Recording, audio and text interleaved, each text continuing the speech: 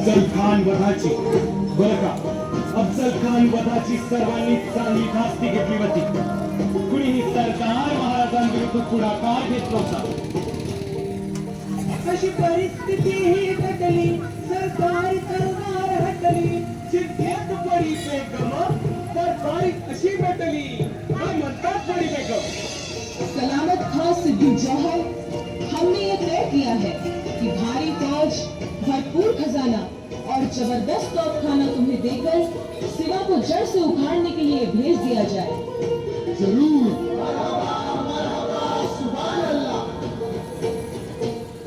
बडी बेगमनं चाल चालली. सिद्दी जोहरची स्तुती करून, त्याचा मान सन्मान करून, त्याला मानाची तलवार देऊन त्याला स्वराज्यावर चालतं केलं. सिद्दी थोडासा सरदार,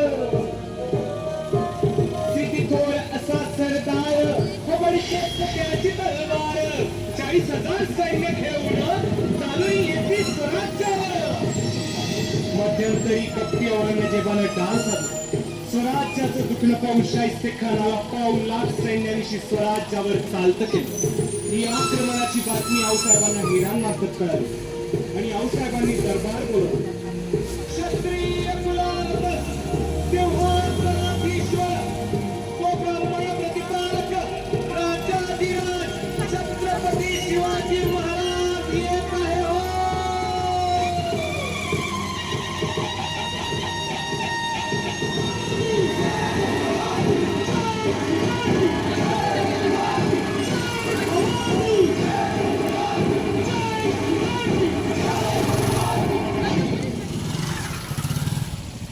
आऊसाहेब, आता दुहेरी संकटात आदिलशहा आणि मुघल पूर्ण ताकदीनिशी स्वराज्यावर चालून येत आहे.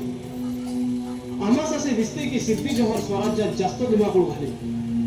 तो चिडखोर आहे, त्याला मुलूक काबीज करायचा आहे. त्यामुळे काहीही करून त्याला मुलखाबाहेर थोपवणे जास्त जरुरीचे आहे.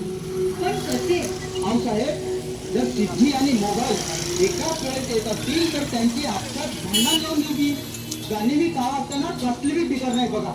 वा, विचार तर छान केला, पण एक मात्र विसरला.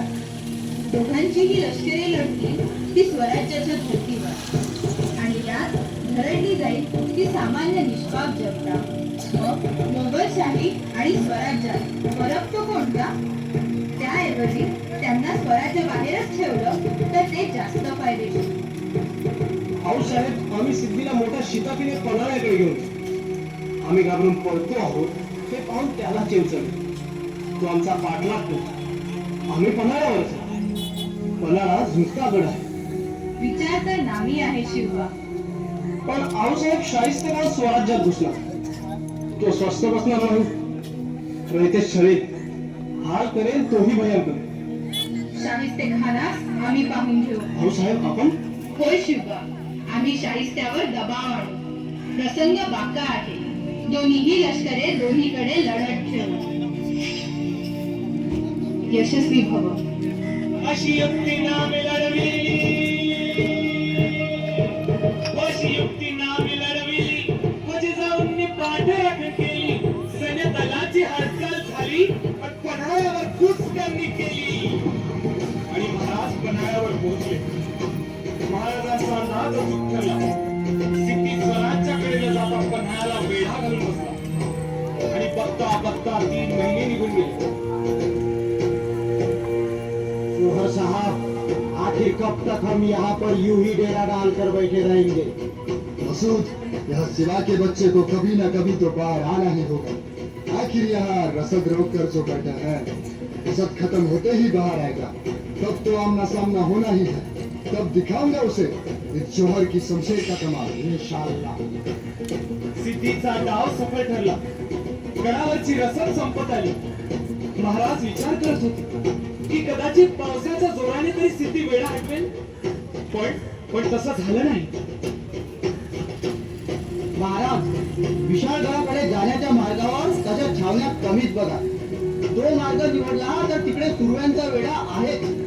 तो फोडला तर काम होतंय बघा. हो, पण तोवर त्या सिद्धीला जुलत कसा ठेवायचा? तर मी गावाचा बापड विसरला होय. तहाचं बोलणं करत सिद्धीला गुंतून ठेवायचं. सिद्धीच्या सैन्याला हासील करायचं आणि मोका मिळताच विशाळगड गाठायचा. पण महाराज तळाची बोली करायला पुन्हा नदीत कसं पाठवलं? तशी ती काय गोळा आहे राव? पण आपल्याकडे थोडंच दुसरं शिवाजी राजा. मी होतो की शिवाजी राजा. असं बी समजे म्हणत्यात शिवा तू राजासारखा दिसतो बघ, फक्त कपडे चढवायला उशीर. आज संधी मिळते बघा, नाही म्हणू नका असा. अरे शिवा, तू शिवाजी होणार, पण तुला याचे परिणाम ठाऊक आहेत का? मरण मरण म्हणता सवय. अहो मरण तर कमा बी आहे, पण शिवा काशी धुवून मरे पतून शिवाजी राजा होऊन मेलेलं पुण्याच्या बी नशिबी असतं होय. अशा मावळ्यात तो शिवा, ओ अशा मावळ्यात तो शिवा, तो हात घालला संगावा, तो त्यात लढविती कावा, सिद्धीला साथ कमावा. महाराजांनी सिद्धीला चकवण्यासाठी तहाचे बोलणे करायला माणूस पाठवला आणि मग शिवा काशीत शिवाजी महाराज बनला.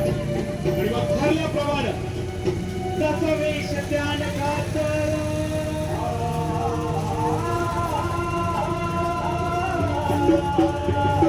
त्याचा वेश त्यान घातला, तसा वेश त्यान घातला, तसा वेश त्यान घातला, गोटाचा गेला जाण त्याची नसे हो सिद्धीला. करील कोणी कल्पना युक्तीला,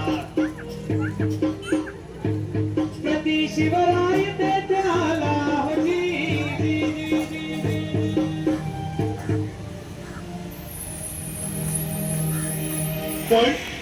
पण फासल खाणारा त्याला ओळखलं आणि मग दैवाने बघा किती दिला, दैवाने बघा किती दिला, शिवाला त्यानं ओळखला, शिवाला त्यानं ओळखला, शिवसिद्धचे मृत्यूला, शिवसिद्धचे मृत्यूला, सरकंकाळ कटरीला, सरकंकाळ कटरीला, पोटात जण घोसकला, पोटात जण घोसकला, शिववेदनेन कनवायला, शिववेदनेन कनवायला, शिववेदनेन कनवायला.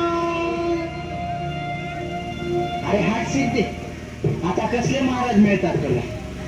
आता निसटले ते. माझं काम फत्ते झालंय. महाराजांच्या नावानं मरण येतंय, हेच माझं भाग्य. मुद्रा, आता शेवटचा मुद्रा. आखिर ये शिवा ऐसे वफादार आदमी लाता कहाँ से है? हाँ?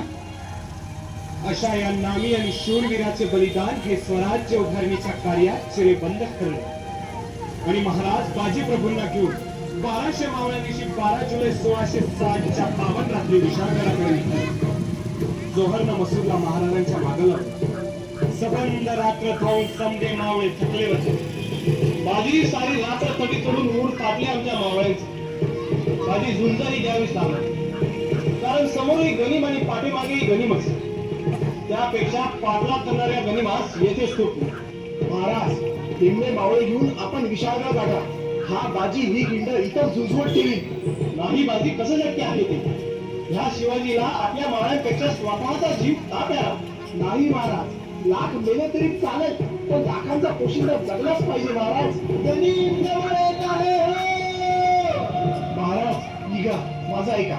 वयाच्या अधिकारानं सांगतो, तुमच्यापेक्षा मोठा आहे. फक्त एकच करा, तो दूरवरचा विशाळा गाठल्यावर तोफांचे 5 बार करा, म्हणजे आम्हाला कळेल की आमचा राजा सुखरूप पोहोचला. महाराज निघा, मी तुमच्या पाय पडतो. महाराज निघा. बाजी, तुम्ही आम्हाला जिवंत परत हवे आहात. जय भवानी, जय भवानी.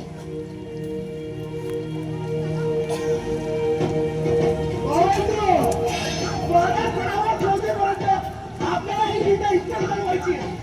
विश्वास आहे, आपण ही विषय प्रत्येकाला गावाला पाहिजे. हर हर बाजूला व्हा.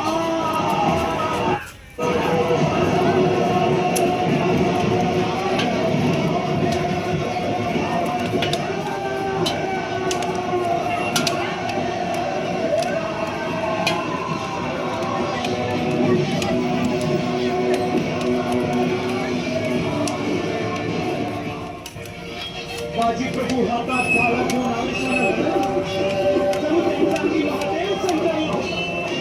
त्यांच्या भाल्याचा पडण्याचा हात आता कुणाला शिकता येत नव्हतं. शेवटी संपूर्ण गनिमी काव केला. बंदूक भरली आणि बाजीच्या छातीचा नेम उठला.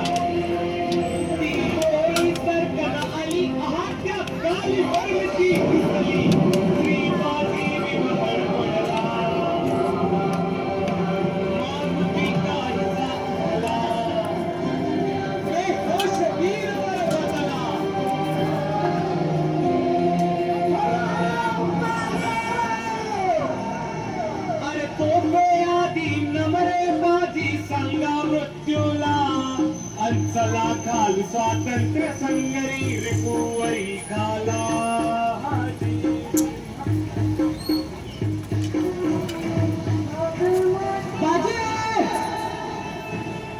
महाराज गडावर पोहोचले नाही तो वरचे पार अजून झाले बाजी तो दूरवर दिसताना विशाळा पहा बाजी ती मावळी काटाला दिसतात बाजी आणि ते गड पार झाले बाजी पार पार झाले महाराज गडावर पोहोचले महाराज या बाजीचा शेवटचा मुद्रा घ्या महाराज या बाजीचा शेवटचा मुद्रा अशा प्रकारे बाजी व इतर मावळ्यांच्या बलिदानाने ती घोडखिंड खऱ्या अर्थानं पावन झाली आणि त्या घोडखिंडीचं नाव झालं पावनखिंड. पावनखिंड युद्ध झाले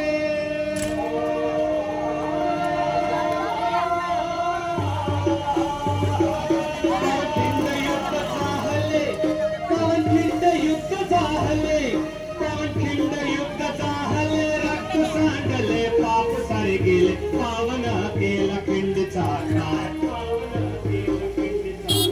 लावली गुलाबीची हो वाट मराठशाही कमांडला ताकदी